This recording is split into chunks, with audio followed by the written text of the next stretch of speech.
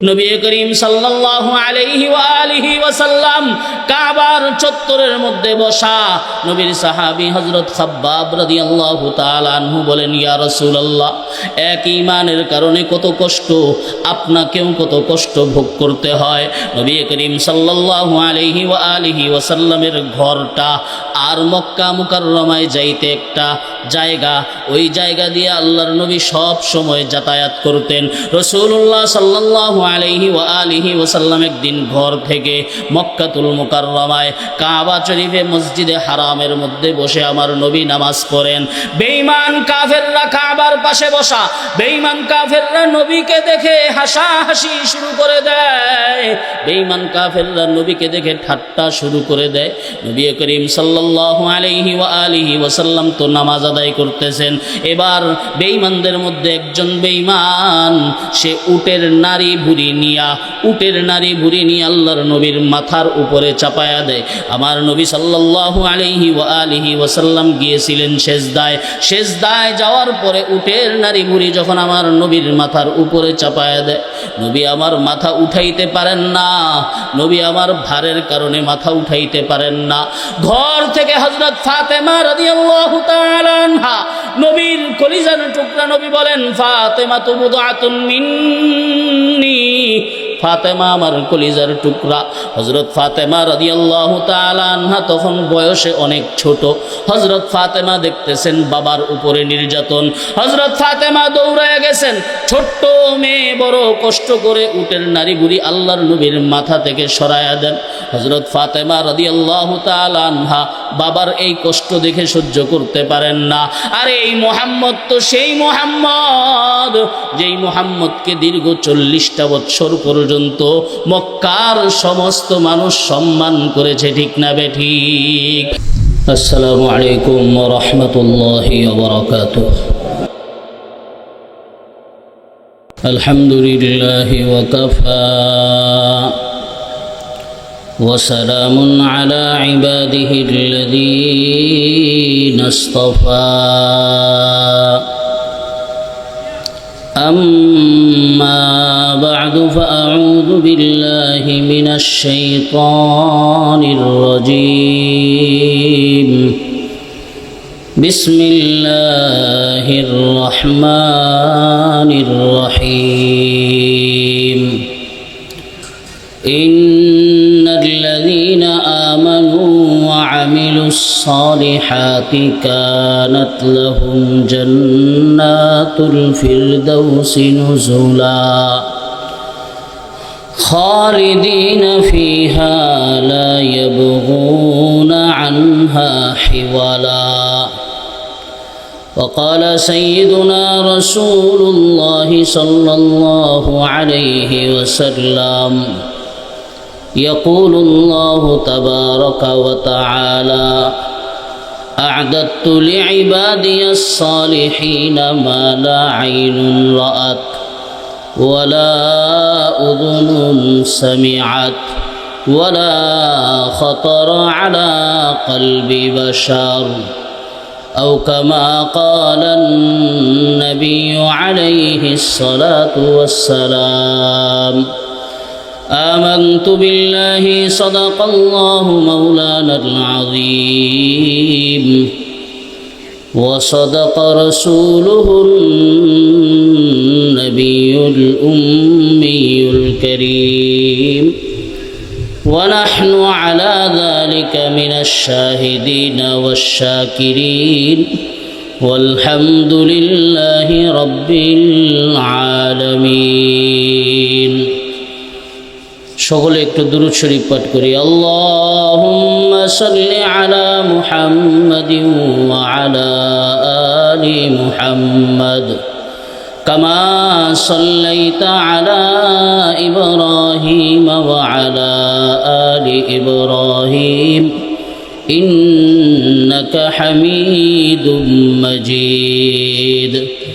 اللهم بارك على محمد وعلى آل محمد كما باركت على إبراهيم وعلى آل إبراهيم إنك حميد مجيد رب اشرح لي صدري ويسر لي أمري واحلل عقدة من لساني يفقه قولي سبحانك لا علم لنا إلا ما علمتنا إنك أنت العليم الحكيم हर लहज़ा है मोमिन की नई शान नई आन हर लहज़ा है मोमिन की नई शान नई आन गुफ्तार में किरदार में अल्लाह की बुरहान गुफ्तार में किरदार में अल्लाह की बुरहान क़हारियो गफ़्फ़ारियो क़ुद्दूसियो जबरूत क़हारियो गफ़्फ़ारियो क़ुद्दूसियो जबरूत ये चार अनासिर हो तो बनता है मुसलमान ये चार अनासिर हो तो बनता है मुसलमान ये राज किसी को नहीं मालूम के मूमिन कारी नजर आता है हकीकत में है कुरान कारी नजर आता है हकीकत में है कुरान अल्हम्दुलिल्लाह फतेहपुर जामिया रहमानिया माद्रासा ও यतीमखानार उद्योगे 33তম বার্ষিক ওয়াজ মাহফিলের সম্মানিত সভাপতি হযরত উলামায়ে কেরাম আমার সামনে উপবিষ্ট দিনদার ইমানদার তাকওয়াবান ভাইয়েরা মুরব্বী বাবারা যুবক বন্ধুগণ আল্লাহ সুবহানাহু ওয়া তাআলার অপরিসীম দয়া এবং মেহেরবানি যে আমরা দীর্ঘ সময় পর্যন্ত উলামায়ে উম্মতের জবানে দ্বীনের কথাবার্তা শুনে আসতেছি অনেক রাত্র হয়ে গেছে লম্বা কথাবার্তা আর বলবো না এত কথার পরে আর কথা বলার প্রয়োজন পড়ে না কিন্তু হুকুম হয়েছে আপনাদের থেকে দোয়া নেওয়ার উদ্দেশ্যে বরকতের উদ্দেশ্যে কিছু কথা আরজ করার চেষ্টা করব ওয়ামা তৌফিকি ইল্লা বিল্লাহ আমাকে আপনারা বলেন একটু এই যে দীর্ঘ সময় পর্যন্ত আপনারা দ্বীনের মাহফিলে উপস্থিত ছিলেন এতে আপনাদের লাভ না ক্ষতি একটু জোরে বলতে হবে এতে আপনাদের লাভ না ক্ষতি লাভ দ্বীনের মাহফিলে আসলে আল্লাহর পক্ষ থেকে রহমত বর্ষিত হয় বলেন সুবহানাল্লাহ দ্বীনের মাহফিলে আসলে আল্লাহর পক্ষ থেকে ক্ষমা আসে বাচ্চারা দ্বীনের মাহফিলে আসলে আল্লাহর পক্ষ থেকে ক্ষমার ঘোষণা হয় দ্বীনের মাহফিলে আসলে আমার আল্লাহ বান্দাকে পছন্দ করেন বলেন সুবহানাল্লাহ অতএব এই রাত্রের ঘুমের টাইম অনেক মানুষ ঘুমিয়ে গেছে কেউ নামাজ পড়ে ঘুমাইছে কেউ না পড়ে ঘুমাইয়ে গেছে বাস্তব না অবাস্তব জীবনটাই এরকম কেউ আল্লাহর হুকুম মানে কেউ আল্লাহর হুকুমের ধারও ধারে না কেউ আখেরাত বিশ্বাস করে কেউ আখেরাতের কথা শুনতেই পারে না কেউ দিন মানে কেউ দিনকে পছন্দ করে না আছে না নাই সামানিয়াতুন লা বুদ্দা মিনহা আলাল ফাতা সামানিয়াতুন লা বুদ্দা মিনহা আলাল ফাতা ওয়ালা বুদ্দা আন তাজরিয়া আলাইহি সামানিয়া এই যে বৈচিত্র্য এক এক মানুষের এক এক রকম মেজাজ এই সব কিছুর পরিবর্তন ঘটান যিনি, তিনি কে? আল্লাহ। আমাকে আপনাকে আল্লাহ মেহেরবানি করেছেন, দয়া করেছেন, মুসলমান বাবা মায়ের ঘরে আমাকে আপনাকে পাঠাইছেন, ইসলামের মতো নেয়ামত আমাকে আপনাকে দান করেছেন। এই নেয়ামতের শুকর আদায় করার প্রয়োজন আছে না নাই? ইমানদারের জন্য কি আছে? একজন ইমানদার আল্লাহর কাছে কি পাবে, আর একজন বেঈমান এবং দুনিয়াদার সে কি পায়? মক্কার কাফের এবং বেঈমানদের এই আপত্তিটা এবং প্রশ্ন ছিল, মুসলমানরা ঈমান এনে কি পাইল? মুহাম্মদের প্রতি বিশ্বাস করে তারা কি লাভ করতে পারল? কোন জিনিস তারা পাইল? বেঈমানদের এই প্রশ্নের জবাবে আল্লাহ যে আয়াতটা নাজিল করেছেন, সংক্ষেপে কিছু কথা বলার জন্য সেই আয়াতটা আমি তেলাওয়াত করেছি। ধৈর্যের সাথে আমলের নিয়তে আপনারা শুনতে রাজি আছেন তো ইনশাআল্লাহ? মজলিস শেষ হওয়া পর্যন্ত আছেন ইনশাআল্লাহ?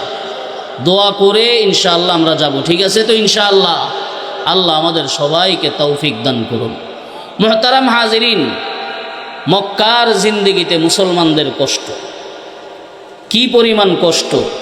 রাসূলুল্লাহ সাল্লাল্লাহু আলাইহি ওয়া আলিহি ওয়াসাল্লাম মক্কা শরীফের মধ্যে কাবার ছায়াতলে আল্লাহর নবী বসা।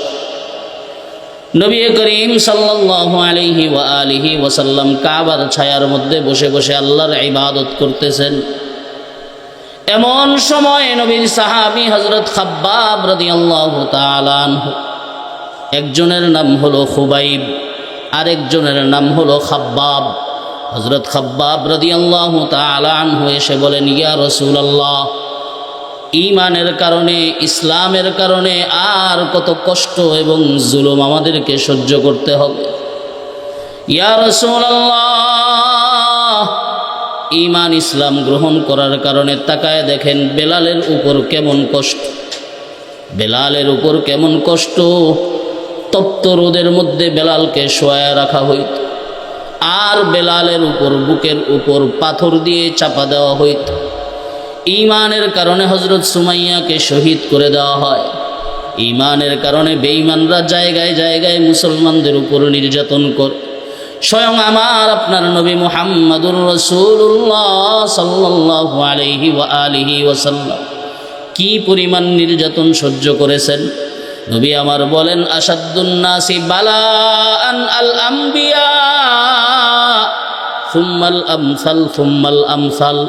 ও আমার উম্মতেরা, দুনিয়ার মধ্যে সবচেয়ে বেশি মুসিবত যাদেরকে দেওয়া হয় তারা হলেন নবীরা। বলেন সুবহানাল্লাহ। সবচেয়ে বেশি কষ্ট যাদেরকে দেওয়া হয় তারা হলেন আম্বিয়ায়ে কেরাম।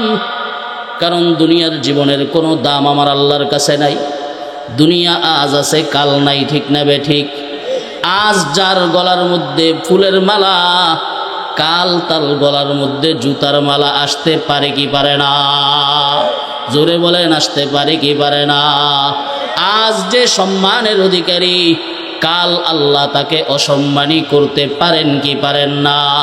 এই সব কিছু যার হাতে, তিনি কে?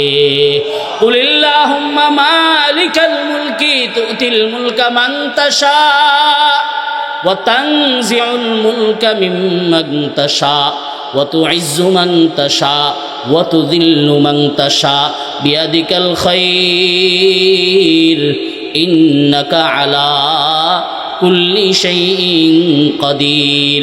ও নবী, দুনিয়ার মানুষদেরকে জানায়া দেন সমস্ত ক্ষমতা একমাত্র যার, তিনি কে? সব কিছু করেন আমার আল্লাহ।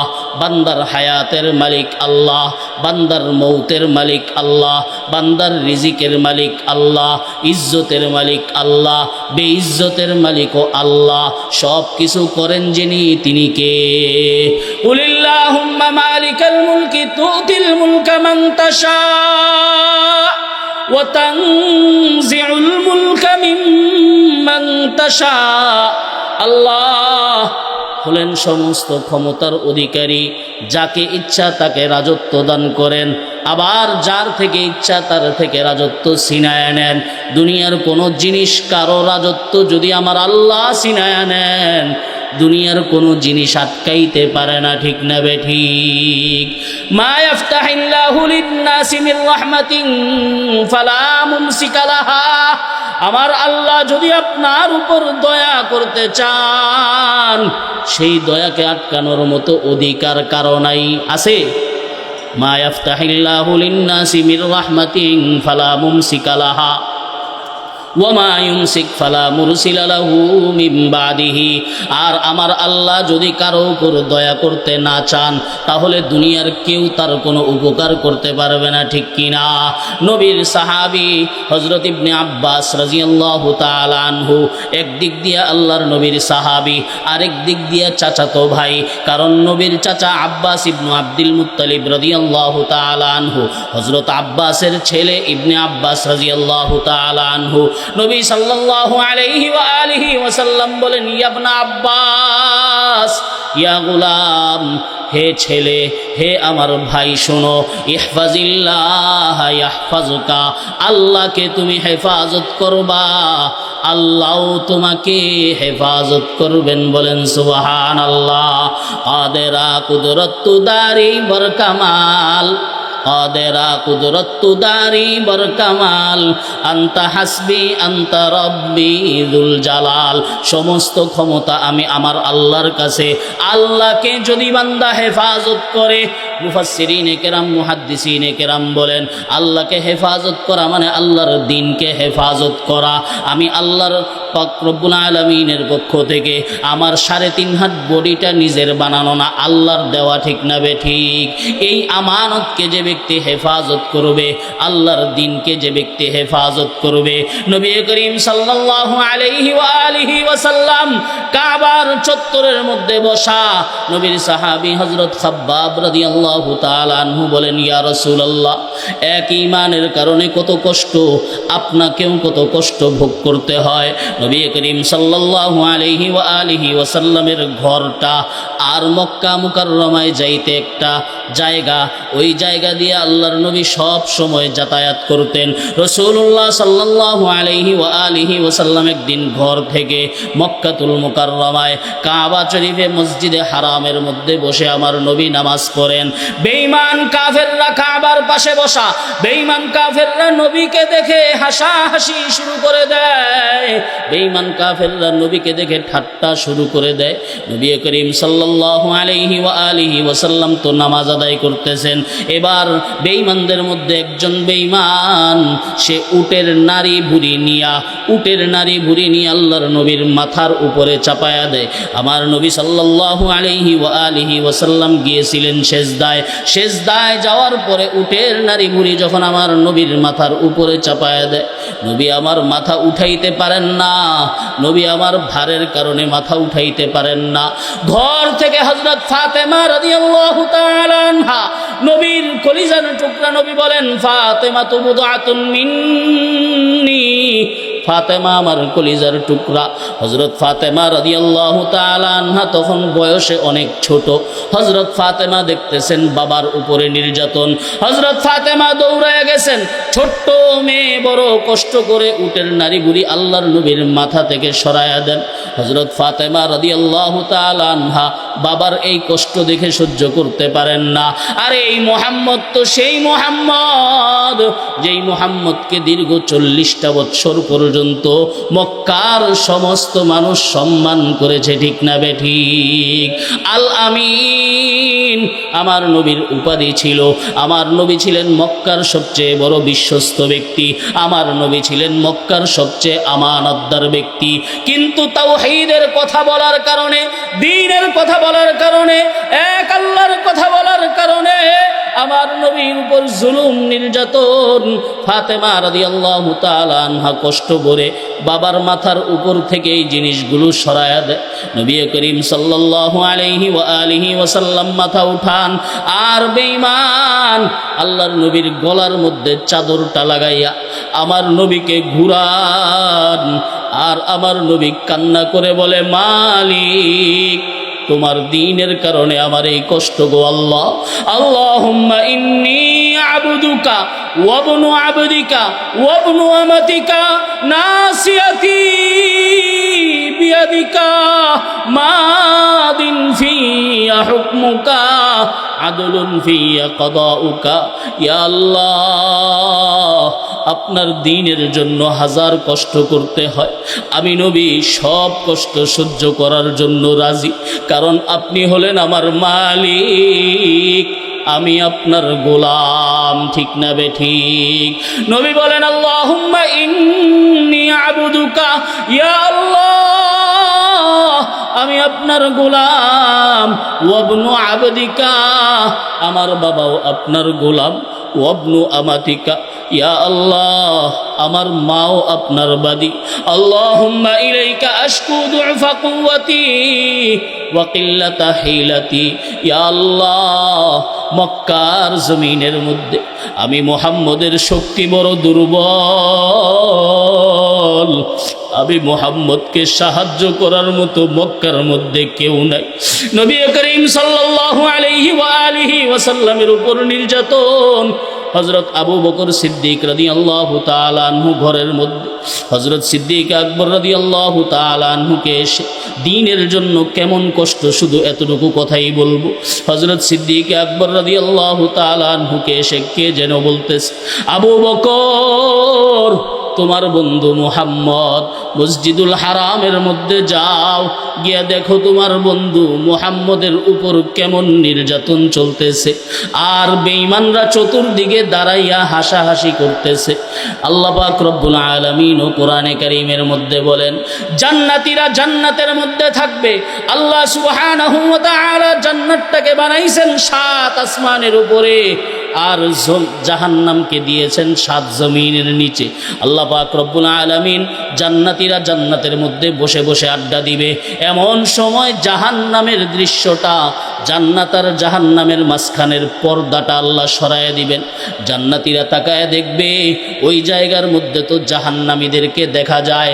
জাহান্নামী কারা, জাহান্নামী কারা, জাহান্নামী কারা? হাদিসে পাকের মধ্যে রাসূলুল্লাহ সাল্লাল্লাহু আলাইহি ওয়া আলিহি ওয়াসাল্লাম বলেন, ইহতাজ্জাতিন নারু ওয়াল জান্নাহ, একদিন আল্লাহর জান্নাত আর জাহান্নাম উভয়টা পরস্পর নিজের বরত্ব ঝগড়া শুরু করেছে। জাহান্নাম বলে, ফিয়াল জাব্বারুনা ওয়াল মুতাকাব্বিরুনা, আমি জাহান্নামের মধ্যে দুনিয়ার সমস্ত বাহাদুররা, দুনিয়ার সমস্ত বাহাদুরের জায়গা আমি জাহান্নাম, দুনিয়ার সমস্ত অহংকারীর জায়গা আমি জাহান্নাম। জান্নাত বলে, ফিয়াদ দুআফা ওয়াল মাসাকিন, আর দুনিয়ার দুর্বল অসহায় মানুষ যারা, আমি জান্নাত হলাম তাদের জায়গা। বলেন সুবহানাল্লাহ। জান্নাতে যাইতে রাজি আছেন না নাই? জান্নাতে যদি যাইতে হয় নিজেকে বড় মনে করা যাবে না, জান্নাতে যদি যাইতে হয় অহংকার করা যাবে না, জান্নাতে যদি যাইতে হয় দুনিয়ার কোনো মানুষের সামনে নিজের বড়ত্ব প্রকাশ করা যাবে না, নরম হয়ে থাকতে হবে। মান তাওয়াদা লিল্লাহ রাফাআহুল্লাহ, যেই ব্যক্তি আল্লাহর জন্য নরম হয়ে যায় আমার আল্লাহ তার মর্যাদা বাড়ায় দেন। বলেন সুবহানাল্লাহ। আল্লাহ সুবহানাহু ওয়া তাআলার জাহান্নাম, জাহান্নামের মধ্যে সমস্ত অহংকারীরা, আল্লাহ সুবহানাহু ওয়া তাআলা বলবেন, ও আমার বান্দারা, আমি জান্নাত আর জাহান্নামের মধ্য থেকে পর্দাটা সরায় দিব। জান্নাতীরা জান্নাতের মধ্যে থাকবে, তাকায় তাকায় দেখবে জাহান্নামের মধ্যে ওই বাহাদুরকে দেখা যায়, যেই বাহাদুরকে আমি ইমানদারকে নিয়ে ঠাট্টা করত, যেই বাহাদুররা আমি ইমানদারদেরকে ক্রিটিসাইজ করত, যেই বাহাদুররা আমি দুর্বল বলে আমার উপর জুলুম করত, আছে না নাই? আল্লাহ সুবহানাহু ওয়া তাআলা তখন জান্নাতী আর জাহান্নামীদের মাঝে কথা বলায় দিবেন। জান্নাতীরা বলবে, মা সালাকাকুম ফি সাকার, ও জাহান্নামীর দল, সাকার জাহান্নাম, এই জাহান্নামের মধ্যে তোমাদেরকে কোন জিনিস নিয়ে আসলো? তখন জাহান্নামীরা বলবে, লাম নাকু মিনাল মুসাল্লিন, আমরা জাহান্নামে আসার একটা কারণ হলো নামাজি ছিলাম না। এই রোগ আমাদের মধ্যে আছে না নাই? কথা বললেন, আছে না নাই? জাহান্নামী যাওয়া, জাহান্নামীদের একটা কারণ হলো মাল সালাকাকুম ফি সাকর ক্বালু লাম নাকু মিনাল মুসাল্লিন, আমরা জাহান্নামীরা নামাজি ছিলাম না, ওয়া লাম নাকু নুতঈমুল মিসকিন, শুধু নামাজি ছিলাম না এরকম না, বরং গরিব মানুষদেরকে খাবারও খাওয়াইতাম না, ওয়া কুন্না নাখুদু মাআল খাইদিন। ইমানদাররা নামাজ আদায় করত, ইমানদাররা ঈমানের দাবিতে বিভিন্ন জিনিস করত, আর আমরা বসে বসে আড্ডা দিতাম আর ঠাট্টা করতাম। আমার নবী মসজিদুল হারামের মধ্যে নামাজ আদায় করেন, বেঈমানরা আমার নবীকে নিয়ে ঠাট্টা করে। হযরত সিদ্দিক আকবর রাদিয়াল্লাহু তাআলা আনহুকে কে যেন এসে বলে, ও আবু বকর, নবীর বন্ধু তাকায় দেখো মসজিদুল হারামের মধ্যে তোমার বন্ধুকে কেমন নির্যাতন করা হচ্ছে, বেঈমানরা তোমার বন্ধুকে নিয়ে হাসাহাসি করে। আবু বকর সিদ্দিক রাদিয়াল্লাহু তাআলা আনহু আর ঘরের মধ্যে থাকতে পারে না। কথা বলেন সুবহানাল্লাহ। নবী প্রেমিকের পরিচয়। আল্লাহর নবীর উপর কোনো আঘাত হবে, আল্লাহর নবীর ইজ্জতের উপর কোনো আঘাত হবে, মুসলমানরা নিজের বাবার বেলায় ছাড় দিতে পারে, মুসলমানরা নিজের মায়ের বেলায় ছাড় দিতে পারে, মুসলমানরা নিজের বেলায় ছাড় দিতে পারে, কিন্তু আল্লাহর কসম, আল্লাহ ও তার রসুলের বেলায় মুসলমানরা বিন্দু মাত্র ছাড় দিতে পারে না। কথা বলেন ঠিক কিনা?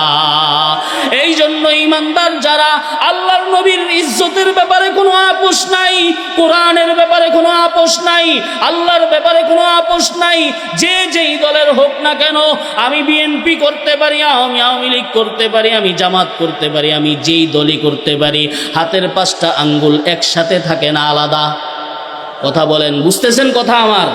হাতের 5 আঙ্গুল একসাথে থাকে না, আলাদা আলাদা আলাদা থাকে। কিন্তু যখন খাবারের সময় হয় আস্তে করে আঙ্গুলগুলো মিলে যায়। কথা বলেন ঠিক কিনা? ঠিক তেমনিভাবে মুসলমানরা এক একজন এক এক দল করতে পারে, মুসলমানরা এক একজন এক এক মতাদর্শের অধিকারী হতে পারে, কিন্তু আল্লাহর নবীর ইজ্জতের বেলায়, কোরআনের বেলায়, দ্বীনের বেলায়, আল্লাহর বেলায় মুসলমানরা যে যেই দলের হোক না কেন, সমস্ত মুসলমান একসাথে মিশে বেঈমানদেরকে প্রতিহত করতে হবে। কথা বলেন ঠিক কিনা? আমার নবীর অত্যাচার, নবীর উপর জুলুম, আবু বকর আর ঘরের মধ্যে থাকতে পারে না। আবু বকর রাদিয়াল্লাহু তাআলা আনহু দৌড়ায়া মসজিদুল হারামের মধ্যে চলে গেছেন। আবু বকর রাদিয়াল্লাহু তাআলা আনহু গিয়ে দেখেন বেঈমানরা আমার নবী মুহাম্মদুর রাসূলুল্লাহকে নিয়ে ঠাট্টা করে। হযরত আবু বকর বলেন, আতাকতুলুনা রাজুলান আইয়াকুলা রাব্বি আল্লাহ, একজন ব্যক্তি বলতেছে আমার রব আল্লাহ, আমার আপনার রবকে বলেন, আল্লাহর নামটা জবান খুলে বলেন, আমার আপনার রবকে। পালতা হ্যাঁ বীজ কো মিट्टी की तारीकी में कौन दरियाओं की मौजू से उठाता है साहब, कौन लाया खींच कर पश्चिम से बादे साजगार, खाक ये किसकी है किसका है ये नूरे आफताब, किसने भर दी मोतियों से खोशाए गंदम की जेब, मौसमों को किसने सिखलाई है कोए इनकलाब, दे खुदाया ये ज़मीं तेरी नहीं मेरी नहीं, तेरे आबा की नहीं तेरी नहीं मेरी नहीं। হযরত আবু বকর বলে, মুহাম্মদ আল্লাহর কথা বলে, এই কারণে তোমরা মুহাম্মদকে কি হত্যা করে দিবা? বেঈমানরা এবার নবীকে ছেড়ে আবু বকরকে ধরে। মক্কার এক কাফের উকবা ইবনে আবি মুঈত, এই উকবা ইবনে আবি মুঈত আবু বকর রাদিয়াল্লাহু তাআলা আনহুর গালের মধ্যে থাপ্পড় মারে। আবু বকর রাদিয়াল্লাহু তাআলা আনহু এক থাপ্পড়ে অজ্ঞান হয়ে যাবেন ভাব। হযরত আবু বকর সিদ্দিক রাদিয়াল্লাহু তাআলা আনহু ইসলামের প্রথম খলিফা, নবী আমার পরে সবচেয়ে সম্মানের অধিকারী যিনি, উনি হলেন আবু বকর। কথা বলেন ঠিক কিনা? সানি আসনাইন ইয হুমা ফিল গার, আবু বকর রাদিয়াল্লাহু তাআলা আনহু আমার নবীর 1 নম্বর সাহাবী, রাসূলুল্লাহ সাল্লাল্লাহু আলাইহি ওয়া আলিহি ওয়াসাল্লামের সাহাবায়ে কেরাম। দুরফে শানি নে তেরে কতরু কো দরিয়া কর দিয়া, दिल को रोशन कर दिया, आँखों को बीना कर दिया। दुनियाए सदाकत में तेरा नाम रहेगा, सिद्दीक तेरे नाम से इस्लाम रहेगा। हजरत আবু বকর সিদ্দিক রাদিয়াল্লাহু তাআলা আনহুকে গিয়ে এবার বেঈমানরা ধরে মারাত্মক পর্যায়ের আঘাত হজরত আবু বকর রাদিয়াল্লাহু তাআলা আনহুকে করতে থাকে।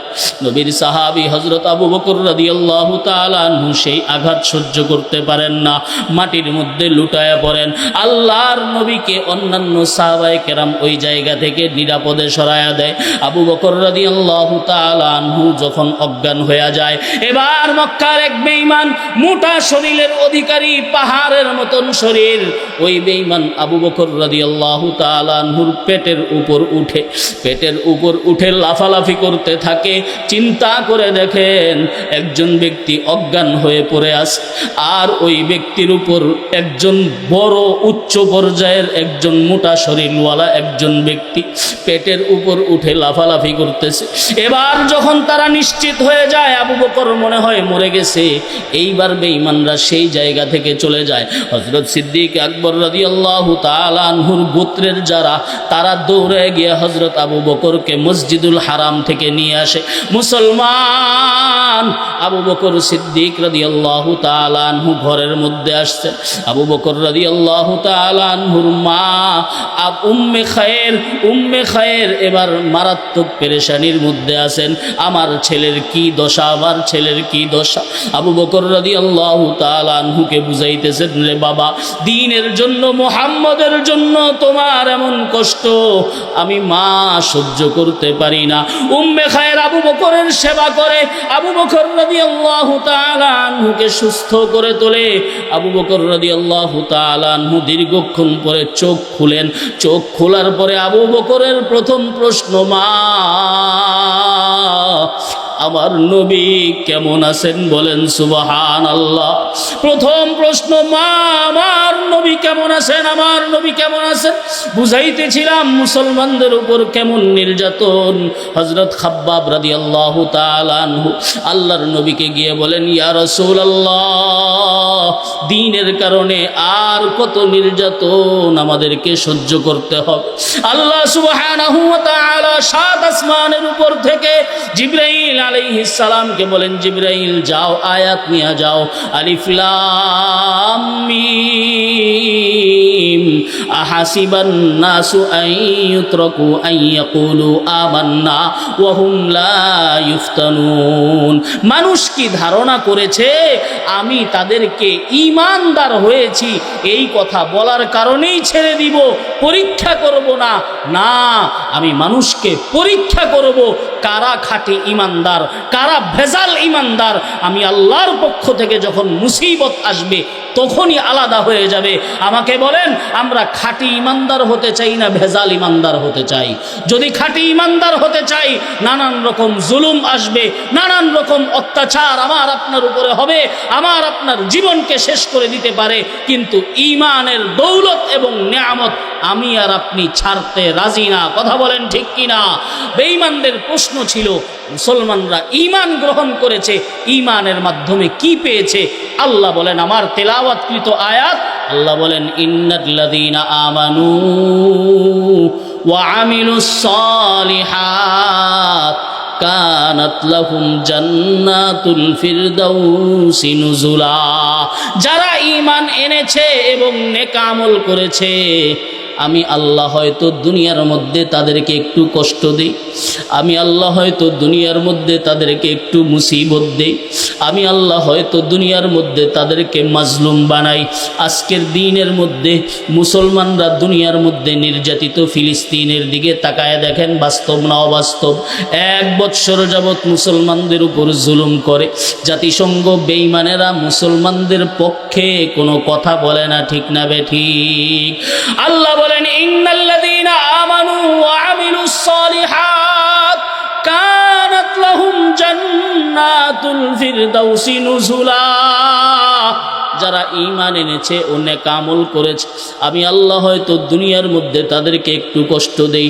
ও দুনিয়ার বেঈমানরা শুনে নাও, যারা ঈমান আর নেক আমলকারী আমি আল্লাহ তাদের জন্য জান্নাতুল ফেরদাউস প্রস্তুত রেখেছি। বলেন সুবহানাল্লাহ। মেহমানদারি রূপে আমি আল্লাহ তাদেরকে জান্নাতুল ফেরদাউস দান করব। নবী আমার বলেন জান্নাতুল ফেরদাউস কি? আল্লাহ বলেন আ'দাতু লিইবাদিয়াস সালিহিন মা লা আইনুন রাআত ওয়ালা উযুনুন সামিআত ওয়ালা খাতারা আলা কলবি বাশার। আমি আমার নেককার বান্দাদের জন্য জান্নাতের মধ্যে এমন জিনিস রেখেছি যেটা দুনিয়ার কোনো চক্ষু দেখে নাই, যেটা দুনিয়ার কোনো কান শুনে নাই, এমনকি কারো কল্পনার মধ্যেও কোনোদিন আসে নাই। বেহেশত তাজাকে আজারে নবাশদ, বেহেশত তাজাকে আজারে নবাশদ, কাসেরা বা কাসে কারে নবাশদ। সেই বেহেশতে আমরা যাইতে চাই কি চাই না? কারা কারা আল্লাহর বেহেশতে যাইতে চান? দুইটা হাত তুলে আল্লাহকে দেখায়া দেন। আল্লাহ আমাদের সবাইকে আপনি জান্নাতি হিসেবে কবুল করে নেন। বলেন আমিন। মুহতারাম হাজিরিন, উপস্থিতি, দীর্ঘক্ষণ যাবত আপনারা কথাবার্তা শুনেছেন। আমি শুধু আয়াত এবং হাদিসের তর্জমাটা করলাম। আল্লাহ ঈমানদারদেরকে দুনিয়ার মধ্যে হয়তো কিছু দেন নাই, কিছু কষ্ট দিয়েছেন, কিন্তু এর বিনিময়ে আল্লাহ ঈমানদারের জন্য কি রেখেছেন? জান্নাতুল ফেরদাউস রেখেছেন। আর জান্নাতুল ফেরদাউসের মধ্যে কি আছে? এমন জিনিস আছে যেটা বান্দা চিন্তা করেও শেষ করা যাবে না। এরপরেও আল্লাহর নবী কিছু কিছু জিনিস বলেছেন। আর জান্নাতের বিবরণ নিয়ত ছিল সময় থাকলে জান্নাত জাহান্নাম সম্পর্কে কিছু আলোচনা করব। কারণ আমাদের মূল ঠিকানাই তো সেটা, বাস্তব না অবাস্তব? দুনিয়ার মধ্যে থাকা যাবে? কথা বলেন, দুনিয়ার মধ্যে থাকা যাবে? আল্লাহর সামনে যেতে হবে কি হবে না? আল্লাহ পাক রব্বুল আলামিনের সামনে আমাকে আপনাকে যেতে হবে। অতএব কথা এই জায়গায় শেষ করে দিচ্ছি।